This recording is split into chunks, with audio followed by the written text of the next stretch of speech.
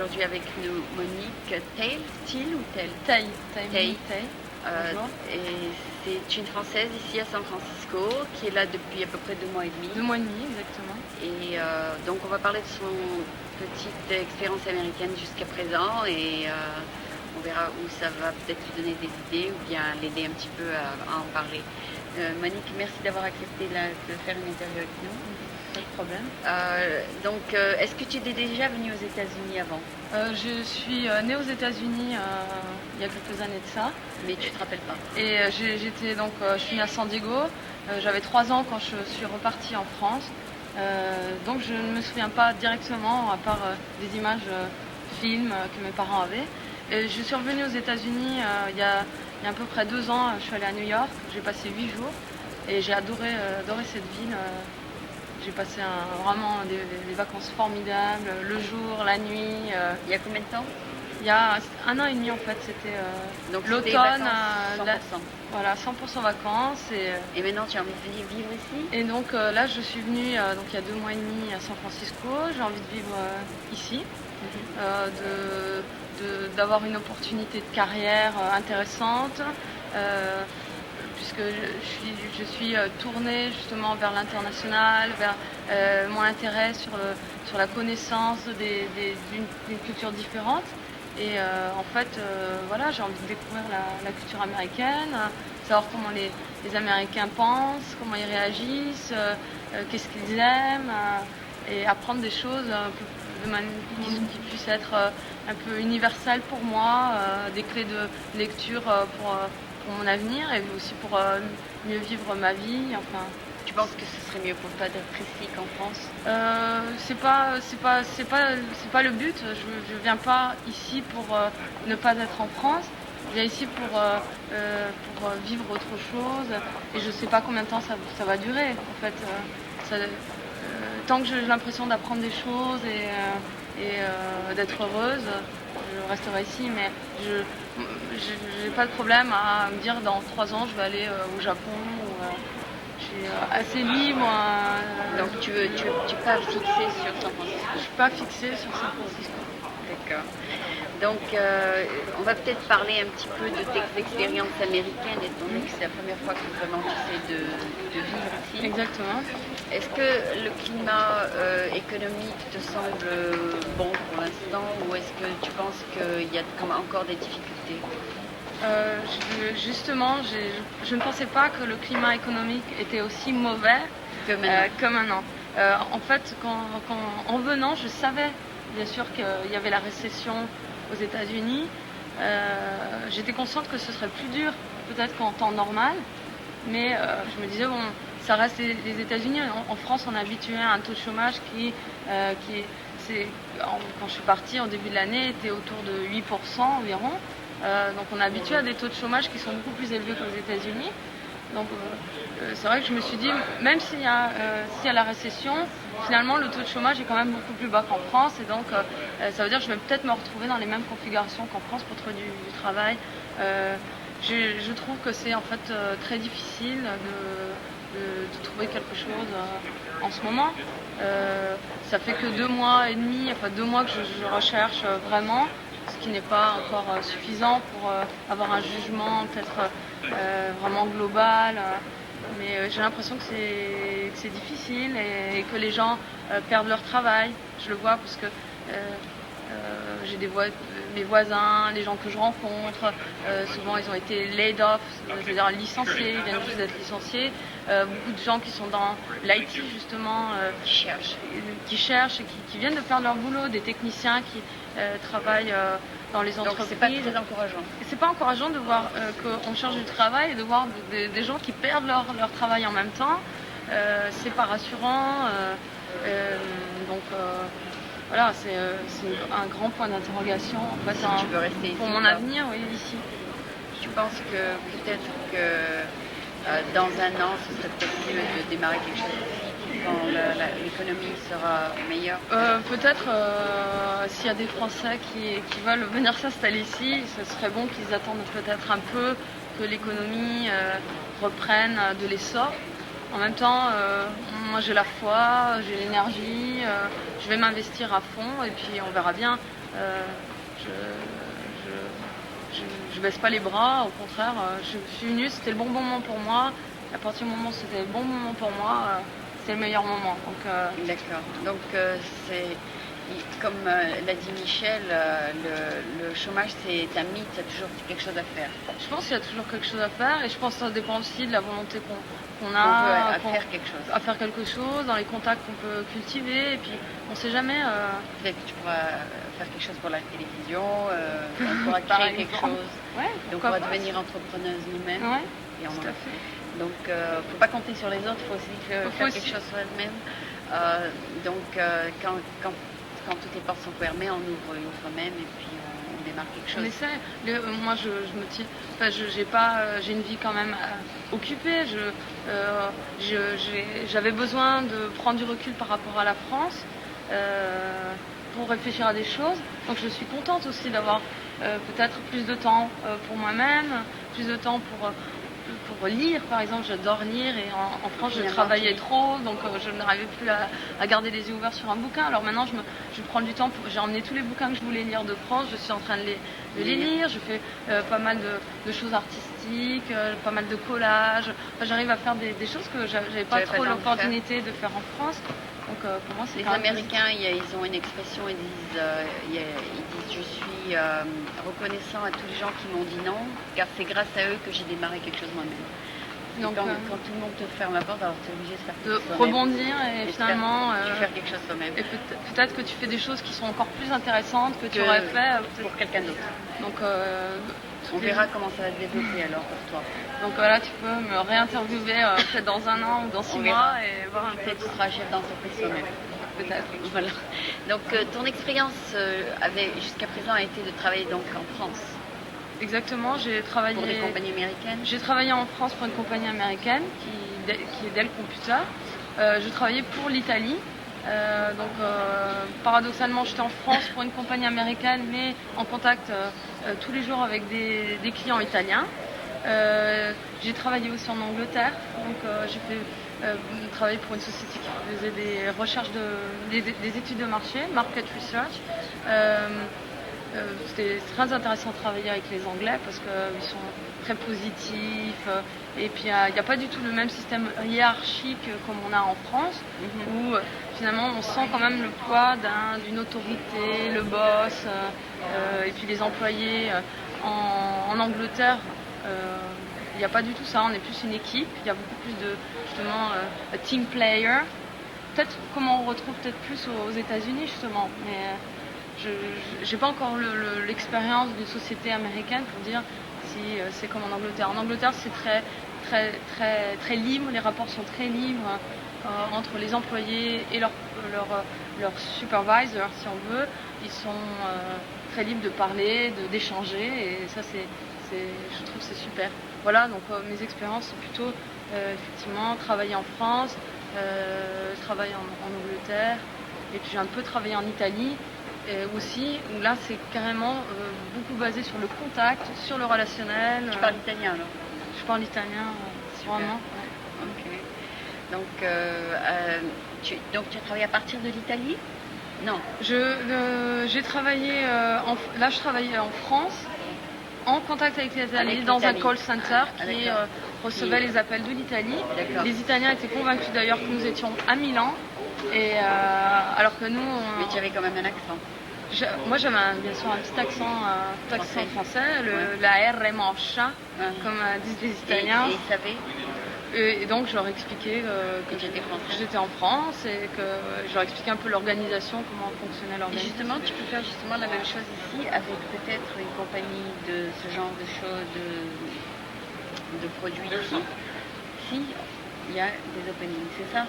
Ah oui, s'il y a des openings, moi je cherche plutôt dans le marketing en fait. Ah, d'accord. Puisque j'ai fait plutôt de la vente. Et là, j'ai envie de travailler plus en amont pour aider les forces de vente, pour aider les produits, pour plus promouvoir les produits en travaillant effectivement en amont, savoir quels sont les les ficelles qu'il faut tirer pour arriver à bien vendre le produit. Je vais être plus dans l'analyse que dans la vente. Donc la vente pour moi c'est essentiel parce que j'en ai l'expérience, mais je veux pouvoir faire plus. Je me sens un peu limitée, un peu frustrée dans la vente parce que c'est pas du ressort du vendeur de se poser des problématiques sur est-ce que le produit est bien positionné, comment il est perçu, et de prendre plus de temps justement, d'avoir du recul par rapport au produit. Et c'est ce que je veux faire. D'accord. Et tu pourras peut-être combiner ton expérience dans la vente avec tes idées de marketing. Et ce serait bien pour n'importe quelle entreprise qui t'engagerait, n'est-ce pas? Voilà, c'est ça, les acquis d'une expérience de vente très proche des clients justement, et de toutes les choses qui ressortent des clients. C'est important puisqu'eux ils ont un jugement permanent en fait, les clients, sur le produit. Ils le disent, ils tiennent même à le transmettre, hein, souvent. Et d'ailleurs le vendeur il est là, il prend un peu les informations, il les repasse au marketing, mais les clients sont toujours à vouloir dire bon, je veux vous transmettre mon opinion, il faut que vous la capitalisiez, il faut que vous la transmettiez, et donc on apprend plein de choses, et maintenant c'est de ces choses que j'ai appris, j'ai envie vraiment de faire fructifier un peu plus ce savoir en étant plus dans un département marketing. On a plus de temps pour analyser, trouver des solutions et vraiment aider les ventes. Okay. Voilà. Ok, donc maintenant si tu trouves du travail, donc tu resteras, et sinon tu prends un autre plan d'action, n'est-ce pas? Sinon, je tirerai les conséquences de mon séjour. De toute façon, je pense que c'est déjà positif. Jusqu'à ce moment, même si ça fait que 2 mois et demi que je suis là, j'ai déjà appris beaucoup de choses. Est-ce que les relations avec les gens ont été faciles pour toi ici? Les relations ont été faciles. Les Américains, je les trouve très accessibles, très disponibles. En même temps, il faut savoir cultiver quand même, il faut savoir peut-être relancer souvent j'ai l'impression que les contacts, c'est pas, ils promettent par exemple de te rappeler, mais finalement il n'y a peut-être pas un très grand suivi de leur part. Ils sont un peu, justement, comme on reproche aux Français méditerranéens, d'être un peu superficiel, facile au contact, mais pas de suivre. J'ai un peu cette impression maintenant, je les trouve vraiment très gentils, très polis, très agréables à vivre, plus que les Français peut-être. D'accord. Et donc ça c'est positif. Donc tu habites avec un Américain ou une Américaine? Non, mais je fréquente des Américains, et je les trouve vraiment super, vraiment giving, avec justement une générosité que parfois peut-être on retient plus en France, j'ai l'impression. Super. Je voudrais peut-être te parler de ton expérience, pas du point de vue professionnel ou job, peut-être de ton expérience, peut-être de la vie de tous les jours. Qu'est-ce qui te plaît beaucoup aux États-Unis que tu ne trouves pas en France? Qu'est-ce qui me plaît beaucoup aux États-Unis que je ne trouve pas en France? Est-ce qu'il y a quelque chose que tu aimes bien ici? Te dirais oui, il faut vivre ici plutôt que en France. Encore une fois, je trouve que les gens sont très, très libres. C'est les gens. Ah, d'accord. C'est les gens. Les gens sont libres, j'ai l'impression que... Ça n'a rien à voir avec les marchés 24 heures sur 24 ouverts, ou avec la poste ouverte à midi. Ça n'a rien à voir avec ce genre de choses. Je pense, ils ont ça ici, qui peut peut-être être un gros avantage pour certains. Moi, j'arrive à m'adapter à des horaires d'ouverture et de fermeture, donc j'arrive à planifier en fonction de ça. C'est pas du point de vue administration, mais plutôt du point de vue des gens. C'est plus au point de vue des gens, puis au point de vue culturel, au point de vue de leur schéma de pensée. Je suis sûre qu'il y a des choses, tellement de choses différentes que je peux apprendre. Je viens pas pour... Et ton anglais s'est amélioré depuis? Mon anglais s'est amélioré depuis, bien sûr. Et puis voilà, donc c'est essentiellement ça. La nourriture agréable? Pas autant? Si, parce qu'il y a une grande variété. Et tu cuisines toi-même? Je cuisine moi-même. J'adore cuisiner. Oui. Mais c'est vrai qu'il y a une grande variété.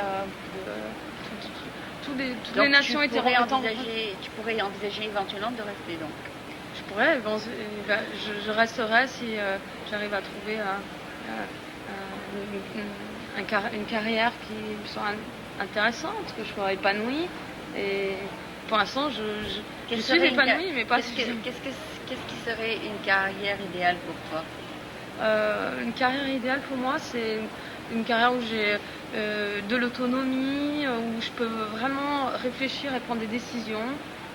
Quelque chose qui soit quand même assez cérébral, parce que j'ai besoin de ça. Et tu veux une grande compagnie, une petite compagnie? Qu'est-ce que tu aimerais? Grande, petite, c'est pas tellement ça qui a une importance, c'est plus la mission que j'ai et ce que je sens que je peux apporter. Parce que, en fait, je trouve que l'épanouissement, c'est dans ce qu'on peut apporter aux autres et à soi-même.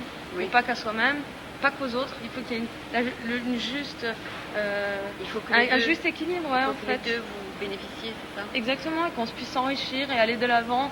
Et c'est vrai que je pense que j'ai beaucoup à apprendre d'une grande société parce qu'il y a une structure, il y a un fonctionnement. Mais ça, je l'ai déjà appris un peu justement chez Dell, hein, parce que Dell Computer, c'est une très grosse société. Je pense que j'ai des tonnes de choses à apprendre de petites boîtes. Et donc, en fait, je suis plus regardante sur qu'est-ce que je vais faire et qu'est-ce que ça va m'apporter. Super. Ok, je crois que tu nous as un peu présenté tes impressions des États-Unis jusqu'à présent. Enfin, ça fait que 2 mois et demi.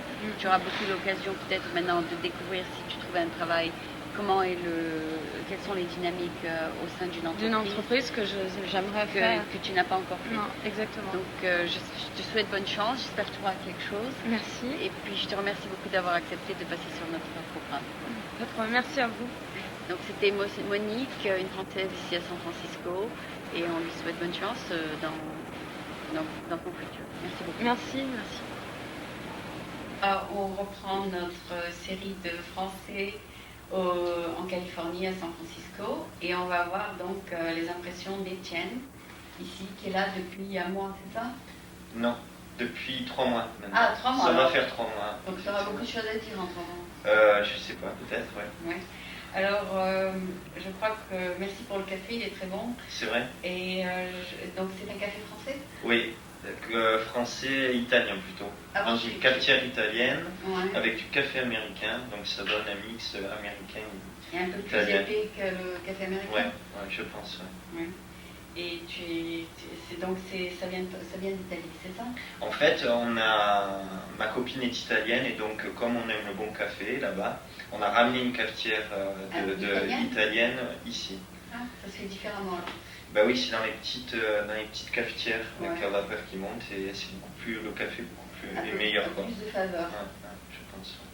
Donc ici le café c'est comme de l'eau, n'est-ce pas? Un peu, ouais. Un peu comme Un peu. Mais ça dépend, il y a quand même des bons cafés. les Starbucks sont pas mal. Ouais. Et donc, est-ce que tu étais déjà venu à San Francisco? Non, c'est la première fois. C'est la première fois, je découvre. Tu découvres et ça te fait quand même pas trop mal? J'ai un avis un peu mitigé. Oui, c'est bien. J'aime bien cette ville, ouais. De premier abord, je pensais, waouh, génial, découverte de San Francisco, ville américaine, fabuleux. Ouais. Et finalement, on passe par des hauts et des bas, un peu comme le temps ici. Hein. On passe du temps où il fait très beau au temps où il se met à pleuvoir, où il y a... Et le soir, il fait glacer. Voilà, et le soir, on aime le gel. Voilà. Faut pas sortir trop tard. Donc, voilà. Faut rentrer avant 8h, c'est ça? Voilà. Donc je suis un peu dans l'expectative. Un peu choqué par les changements de temps. Est-ce que le temps te plaît quand même? C'est mieux que Paris? C'est mieux que Paris, mais j'habite pas à Paris, moi j'habite à Montpellier, donc dans le sud il fait très chaud, il fait très beau. Mais non, mais le temps ici, ça va pas, c'est bien. C'est bien parce qu'il fait ni très chaud, ni très froid. Et toi aussi tu es à moitié italien? Non, du tout, je suis français. Français complet? Ouais. D'accord. Et ton famille c'est quoi? C'est Morel. Morel, oui. Alors là, c'est bien français. Et qu'est-ce que tu comptes accomplir ici en Californie à part le tourisme? En fait, ça fait donc 3 mois que je suis arrivé et pendant 2 mois j'ai pris des cours d'anglais. Donc je suis là vraiment pour apprendre l'anglais, pour me perfectionner parce que j'ai vraiment un niveau qui est pas bon du tout. Tu voudrais travailler en anglais alors? Ouais. Tu voudrais utiliser l'anglais dans ton travail? Voilà, ouais. En fait, je vais passer l'examen d'avocat en septembre et bon, j'aimerais bien faire du droit international et bon, l'anglais est incontournable dans ce secteur. Donc, oui, on a des avocats ici qui ont les 2 licences françaises et américaines. Ouais. D'ailleurs, comment elle s'appelle, Monique a rencontré justement un avocat lundi qui a les 2 licences français, et puis quand il est venu ici, il a fait Au DBF. Au DBF. Ouais, on en a parlé. Ouais. D'ailleurs, moi, c'est un de mes objectifs, c'est justement de rencontrer ici, dans le mois suivant, le mois qui vient, c'est de rencontrer des avocats, voir comment ils travaillent. Je peux quelques cartes d'avocats si tu veux. D'accord. Des avocats qui pratiquent aux États-Unis mais qui sont français. J'ai eu l'occasion donc de contacter Monsieur Auboyer, Maître Auboyer, je sais pas si. Non. Logier. Logier, exactement. Tu lui as parlé? Donc je lui ai parlé au téléphone. En fait, je le connaissais de France et donc je l'avais déjà contacté. Bon, on a eu une discussion, c'est pas trop possible de travailler avec lui, mais par contre, je vais passer une journée avec lui pour qu'il me montre où il travaille, comment il travaille, et il a etc. accepté. Ouais. Ah, c'est gentil de savoir ça. Ouais. Non, mais il a été très gentil, j'ai tout à fait compris d'ailleurs son refus, entre guillemets, de me prendre en stage, parce que bon, c'est pas évident la façon dont il travaille. Il travaille beaucoup par Internet. Qu'il aborde aussi. Non, et puis il travaille beaucoup par Internet, donc pour moi c'est peut-être pas très intéressant vu mon niveau. Toi, tu voudrais faire quoi, toi? Moi j'aimerais bien suivre un avocat, le voir un peu plaider, pouvoir disséquer un peu ses dossiers, etc. Quoi. Et alors il y a Maître Landormy, Lendormy, qui est sur... il est dans le Financial District. Alors lui, il parle très bien français parce qu'il s'est marié avec une américaine française, je crois. Mais il est américain, donc il pourra peut-être t'aider là-dessus. Faudrait que et je le puis il y en a contacte, deux ou trois autres que je donnerai la carte à Monique, les cartes à Monique, et elle te les donnera. Et donc, si jamais tu passes ton examen et que tu as le bar, ça s'appelle le bar? Oui, c'est le précap en fait, et après c'est le barreau. Vous avez le bar aussi en France? C'est le barreau. Ça s'appelle le barreau? Ouais. Ah, d'accord. Ouais. Et alors, tu voudrais passer le bar ici aussi? Non, pas vraiment? Je sais pas. Pour l'instant, je sais pas. Ça dépend où tu vas pratiquer. Voilà, ça dépend où je vais pratiquer. Puis bon, dans l'avenir, je ne me projette pas trop. Déjà, je vais avoir cet examen et après, me poser les questions après. L'étape prochaine. Voilà. Ouais, parce que de toute façon, tu es presque près du but, autant continuer, c'est ça? Ouais, exactement. Super. Et puis ici, il te faudra juste un petit peu un an. Et puis, je ne sais pas du tout comment ça se passe ici. Oui, je crois que il compte tout, à part qu'il faut apprendre les petites différences, et puis tu passes l'examen. D'accord. Donc ça prend un an à peu près. Tu prends quelqu'un qui te fait du coaching. Ah, d'accord. Et tu vois que tu es prêt à prendre l'examen et tu te laisses passer. Okay. Il y a des coachings individuels. D'accord. Auprès d'un avocat? Avec des gens qui se spécialisent à faire le coaching. D'accord. Comment ça se dit en français le coaching? Un entraîneur? Ouais, un manager. Un manager, il t'entraîne, il voit si tu es prêt. Et puis même si tu passes pas, c'est garanti qu'il va t'entraîner jusqu'à ce que tu passes. D'accord. Et donc ta spécialité, est-ce qu'il y a des spécialités en France? Pas vraiment. Moi j'ai fait du droit privé. Enfin, il y a la distinction droit public, droit privé. Ouais. Dans le droit privé, il y a des distinctions après tout ce qui est droit pénal, droit de l'entreprise, droit civil. Ouais. Moi je suis plutôt en droit civil. On ne peut pas couper là, j'ai... Mes pauses. Non? Ouais. Oh. Donc en fait, distinction droit privé, moi je suis plutôt droit de l'entreprise. Ah d'accord. Et donc tu voudrais faire ce qu'on appelle les mémorandums, les trucs business pour monter des entreprises, des corporations, tout ça? Je ne sais pas encore très bien. Moi j'ai fait l'université comme ça, et puis après d'année en année, je me suis un peu spécialisé dans le droit de l'entreprise. Est-ce que pour autant plus tard j'ai envie de faire ça? Je ne sais pas trop en fait. J'ai envie d'avoir... C'est pas une question d'être trop jeune, c'est que j'ai envie de... J'ai pas encore véritablement découvert le métier, donc je peux pas savoir ce qui me plaît, ce qui me plaît pas. Ouais. Je sais que j'ai pas, a priori, pas trop envie de travailler en entreprise en tant que conseiller juridique. Donc plutôt être avocat, exercer, et faire du quotidien juridique plutôt que de la fiscalité ou dans une entreprise. Après, dans le métier d'avocat, je crois que déjà pour se spécialiser, c'est assez long. Donc au début, prenons les choses l'une après l'autre et je ne fais pas de plan de perspective. Non, d'accord. Tu verras ce qui va se présenter devant toi et ta chance. Et en général, si tu rencontres quelqu'un de bien... Voilà, exactement. Ok, j'essaierai de donner quelques leads, comme ça tu pourras voir ça pendant que tu as un peu de temps, peut-être en juin. Tu pourras les appeler, passer quelques journées. Oui, parce que moi en juin, là, je suis là, j'ai fini mes cours, donc c'est mon objectif, c'est vraiment au mois de juin le booster pour rencontrer un peu des avocats. Ok, je voulais te remercier d'être passé sur le programme et de nous avoir donné quelques idées de ce que tu fais ici. Je voulais te demander, est-ce que tu as une impression positive jusqu'à présent des États-Unis? Ben, comme je disais au début, c'est vraiment une expérience que je suis content de faire parce que déjà j'ai pas fini de la faire, donc j'ai pas envie de me prononcer encore. D'accord. J'ai envie d'attendre et donner. Donc tu n'as aucune expérience du monde du travail? J'ai pas d'expérience du monde du travail, j'ai pas énormément d'amis, donc j'ai pas envie de donner de jugement par rapport aux Américains, par rapport à leur société, je pourrais, mais ça serait encore une fois tranché dans le vif. Tranché dans ce que tu vois voilà, donc je préfère prendre du recul par rapport à cette expérience pour pouvoir en parler ensuite. D'accord, donc on t'invitera un peu plus tard. Voilà, ouais, ça sera parfait. D'accord. Donc c'était Étienne ici à San Francisco, un futur avocat franco-américain. Merci beaucoup. Merci.